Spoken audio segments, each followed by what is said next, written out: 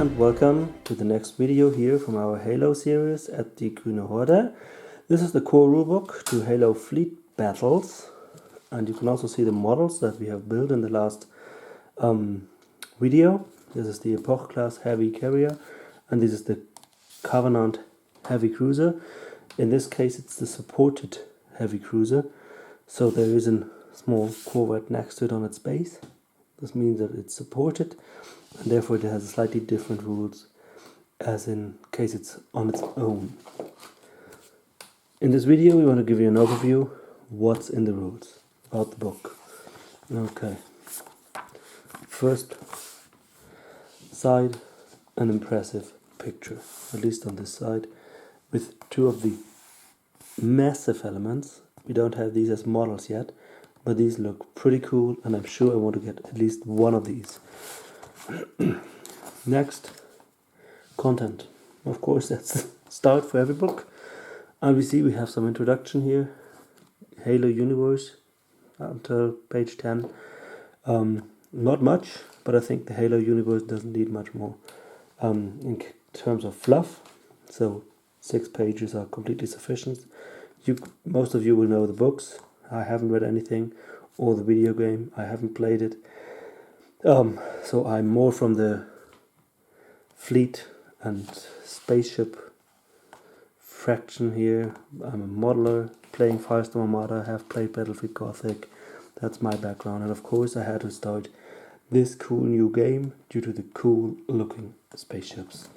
Okay, then we have the basics of the game turn, some appendices, and new, not seen this in Spartan Games books, a list of tables so that you can easily find the tables you need.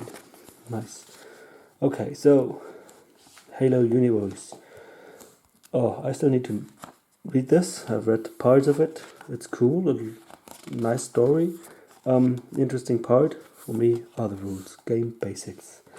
Let's go to this part. First, what we see here is basically part of the content of the box. This is all in the box. A little bit more is inside.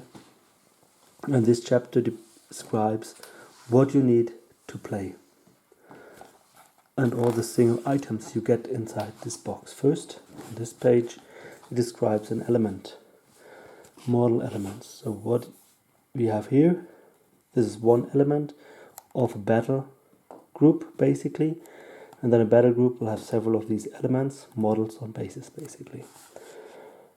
You will also need something to measure, tape measure, and most important for the wargamers, pre-measuring is allowed at any time for any reason if you like. Then we also need a battlefield. Best is a space battlefield. That's what we have here. You see our space battlefield here. I can't zoom out more than this, but this is basically a black mat, and we put some gas clouds here on this one. You can also do stars, however you like. You will also need pen and paper to note down damage or other things like the victory points. Damage can be noted by this token. This is the damage token, vulnerable token, countdown token, and the activated token. You will have 4 tokens, not more than that, and you have different type of dice. The white one are the Halo dice, and the gray and purple ones are command dice. The next page describes these tokens. These are the 4 damage tokens, which are damage, activated, countdown, and vulnerable tokens. Tokens that show you something about the status of the big elements, the spaceships here. And we also have tokens for the fighters. So for broadsword, for saber, for longsword, and the pelican boarding craft. And of course also for the Spartans itself.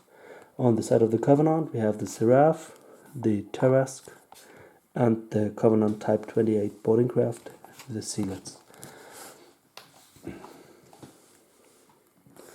Then we go for the core game mechanics, and this game has an initiative roll basically, and then player with initiative decides who goes first, and the one that goes first will go first for every phase. for the wing phase and then for the movement phase of the big elements. We will then have alternating activations. So if I have 2 squadrons or battle groups, I can activate this one, move it, then you use yours, this one, and then I use my second one, and so on. And the same with the wing phase. I activate a set of wings and the opponent activates a set of wings. Wings can be stacked here to get more damage inside one flight. Yeah, nice. I don't like the tokens. I hope we will get some resin tokens as we have for Firestorm Armada. If we don't get, I need to get me some, most likely the Horde Industries, that would look nice for the UNSC, and I'm not sure what I can use for Covenant right now, but I will find something. Okay, battle groups. A battle group always needs some capital elements and a non-capital element. So from a battle group you have something big like this one, this is the capital element, and the corvettes which are not non-capital. There are some specialist battle groups. They're unique for every faction, and these can then negate this rule that you always have to have big and small elements. Another rule for battle groups is that they can't exceed a battle build rating of 6. Every group or every element has a build rating of 1 in this case. I think this one is 5. So you can't build more than 6 in one battle group, the combined build rating. Exception, of course, some of the specialist battle groups. They can have higher, and there is one very interesting one with 2 of these Epoch class carriers, heavy carriers, without support, of course. But that's a really interesting battle group, and I like to play that, and that might be a reason to get a second set of these ships. Ta-da! Oh, now we get an explanation of the profile. Basically, this is what you get in a card, reference card, and here you find all the stats. You find the damage track, movement, build rating, hangars, how many wings it can hold, how many boarding craft, how many security details the defensive troops are on the ship. Loadouts, a different word for MAR if you're playing Firestorm Armada. So MAR is model assigned rule. So just special rules for this ship. And then here, primary and secondary weapons with a range, special loadouts, so special MARs for this weapon, arc where you shoot, a number of dice. Ranges and measurement, you will always have a short range and a long range, and we've seen that on the MAR, on the weapon, 10 to 20 inch for the light mag in this case. And then you might have different firepowers there. Here you get a modifier that will influence the dice. Then we have the formation base overlay. This is the paper thing that goes over the bases that we have seen in the unboxing. It shows you the main values, like here the damage ratings, the name, capital class, it's a large ship, how many hangars. Okay. Then we come to our high-low dice. These are these dice, and you have these 4 symbols here: fail, miss, success, and an exploding hit. So if we have the normal firepower rating of 4, which is standard, these dice will mean that you can't reroll this dice, you can reroll this dice. This one is 1 hit, this is 2 hits, and you can reroll one of these dice. You can influence the firepower rating. If you get 1 up to firepower rating of 5, and this one would mean you can also reroll these dice. You will never be able to roll more dice than you initially rolled. That's a difference to Armada, where you could basically roll as many dice as you want until you stop rolling 6s. Then there's another set of dice, the command dice, where you have the Spartan sign here, the Covenant sign here, shield, and so defensive and attack sign here. These are used for the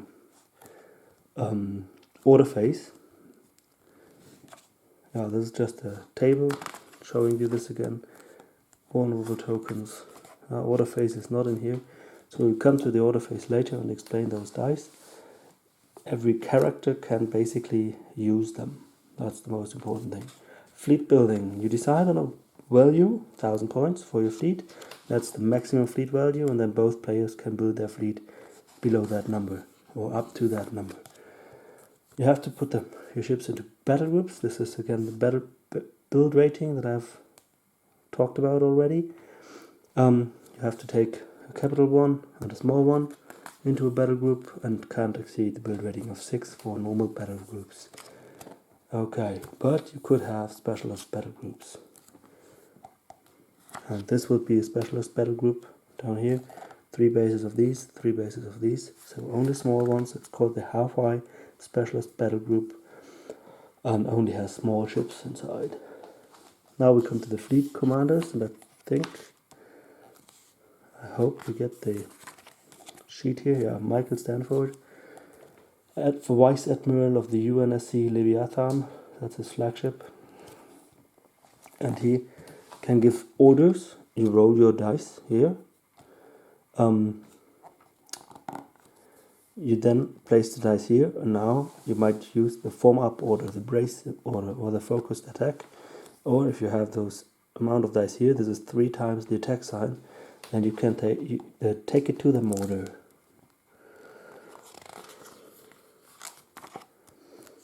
Yeah, this describes the orders again.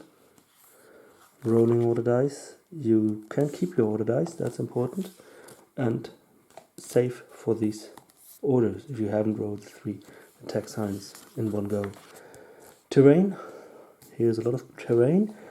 They're slightly different to Armada. For example, here in the gas cloud, you shoot through the gas cloud at -1 penalty for the firepower rating, and you can basically move through it.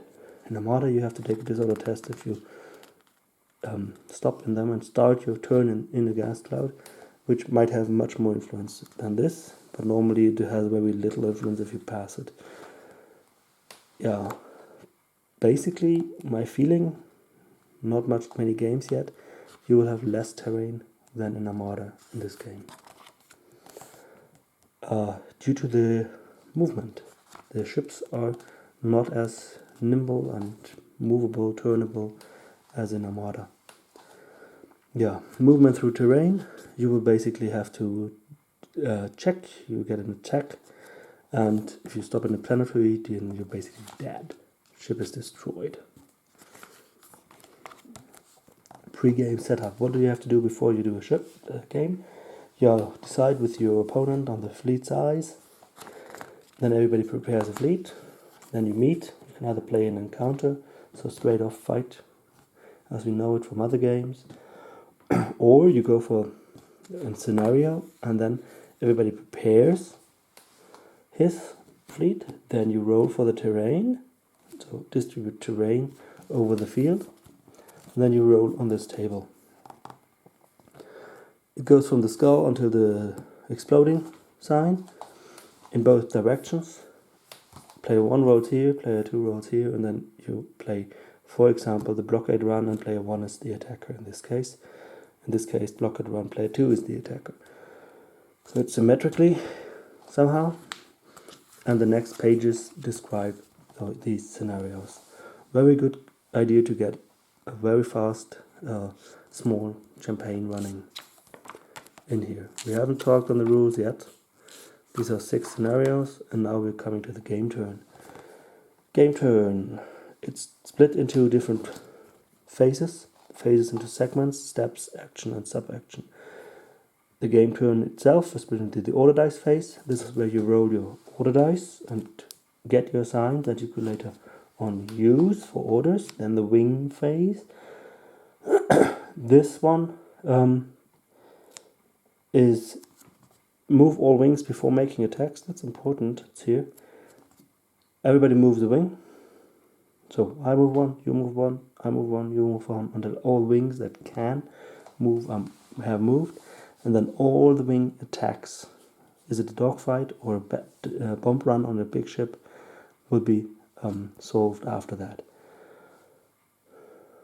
Important that the wings, you can block with an interceptor bomber wing, and then you can free it by moving another interceptor friendly to the bomber to it, and then the bomber might be able to move and do his attack run.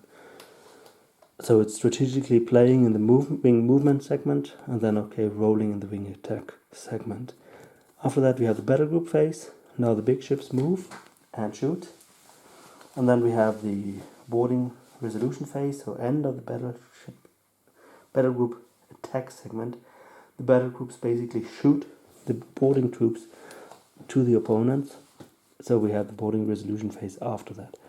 In the end phase, the last step here, number 5, we would have clean up, check for victory, and prepare for the next round.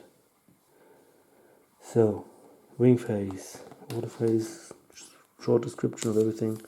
Roll your order dice and then determine the allocate them to the different sheets. Execute orders will happen in the turn. Some orders can be played in the wing phase, others in the boarding phase, depending on what kind of order. So this is now the wing phase.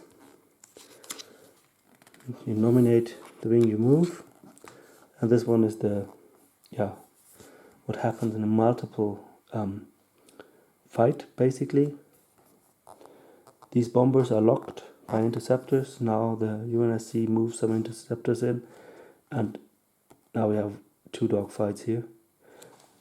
And if this one wouldn't be there, this one, then this bomber could move and do an attack run. There are also escorts, fighters flying escort duty. So if then a bomber comes, they stop them here, and they will do a dogfight here. No bomb run, basically. Okay, wing attack phase. Now you roll your dice and hope to make damage. After that, we have some consolidation. We move on moved tokens, so the activation tokens, and go on for the battle group phase. Within the battle group phase, we move the big stuff. And this one first gets its fleet orders, if applicable. Then they move, and this movement is now very interesting. These guys can move, have a first turn, so they can turn up to 45 degrees. Then they move, in this case 9 inch, and then they can do a second turn. These guys, the mediums, can either turn directly, move, or move, turn. The big ones can only turn at the end. So they would move, turn. This makes them much, much slower than Firestorm Armada. In Firestorm Armada, frigate with a turn limit of 0 in this game could basically fly a circle if it has enough movement. And a frigate would need a movement of 8 inch to fly a circle, and my favorite race has something like 12, so very fast. So I can basically stop where they had been. Not possible in this game, since you have to do at least half your movement. Okay, here these rules are described, explained. You have to stay in coherency, so 6 inch is the max difference. Here 9 inch, this one would be out of coherency. You can't place them like this, you have to stay there. If of course somebody dies in between, so the opponent shoots here, then you're forced to move them back into coherency as soon as possible. So within your next activation. Can make a lot of sense to target the middle element and shoot that out of a squadron, so you force him to move in a direction he might not want to, especially with this not that nimble craft that we know from other games. Okay, now we come to the attack segment, and again we have the firepower rating table. This is the table that we've seen earlier already, and every weapon has some firepower. That's the dice they generate. depending on distance, they have an influence on the firepower rating. Then they roll all that dice. You add all dice together. No things like halving the dice, round up or down. Just add them together, makes it much easier. You need a line of sight. You can't see through all this terrain, basically. But if you can shoot. Some terrains just have an influence on the firepower rating. A gas cloud you can fire through, but -1 to your firepower rating. Then you decide for your firing solutions. So you can have several, and you can shoot both weapons on both sides, or if you have a front and 2 side weapons, all 3 of them. That's what you can see here. The UNSC is shooting.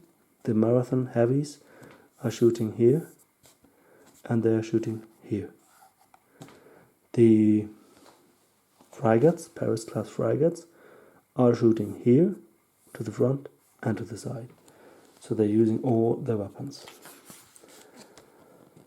After that we launch boarding craft after the shooting, so when everybody has